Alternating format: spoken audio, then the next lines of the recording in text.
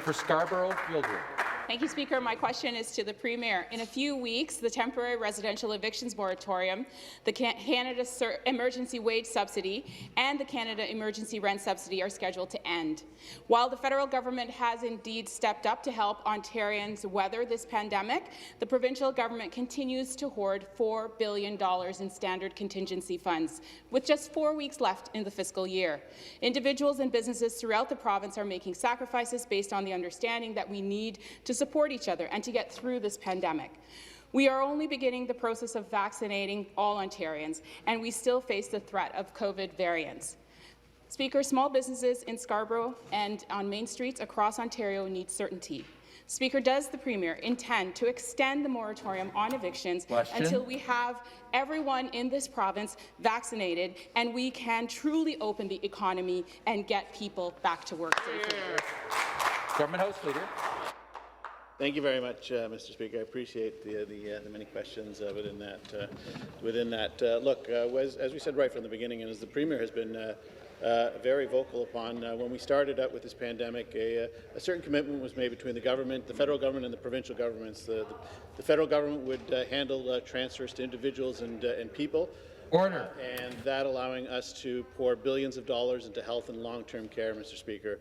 That is a commitment that has worked well. That is why we have been saying right from the beginning that we need to have cooperation not only with our federal partners but with our municipal partners. Of course, it's been enunciated by the Minister of Labour with a over $1 billion plan for sick pay. So we will continue to advocate for the people of the province of Ontario to continue to have the resources that we need for health and long-term care, for education. We are, of course, continuing to encourage the federal government to continue with programs that help individuals as well as those that we are. The supplementary question. Speaker, this government continuing to hoard billions of dollars in contingency funds is not working well for everyday Ontarians.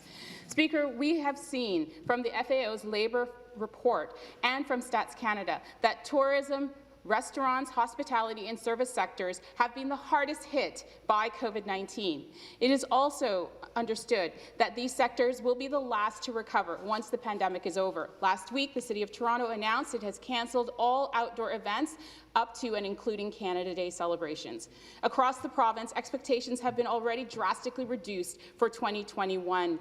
An example of this can be seen in Stratford, where the Stratford Festival announced its season will be merely 5% of normal year's attendance. With more events cancelled or scaled back, the spin-off jobs will not come back either. We see a youth unemployment rate of 22%. So, is this government in its upcoming budget investing in skills development for job-seeking Ontarians? Member for Willowdale.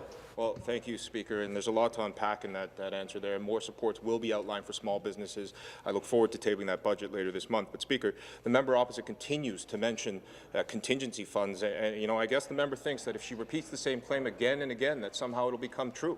But, Speaker, the reality is that every dollar of the historic $13.5 billion contingency set aside to support and protect the lives and livelihoods of the people we serve has been used, Speaker. Hard stop. And I know the Liberals are stuck playing partisan games and referencing numbers from the second quarter of last year. But, Speaker, our government is planning for today, preparing for the future during this very uncertain time. So if the Liberals can't join us in at least planning for that future, please join us in the here and now. Please join us at least in 2021.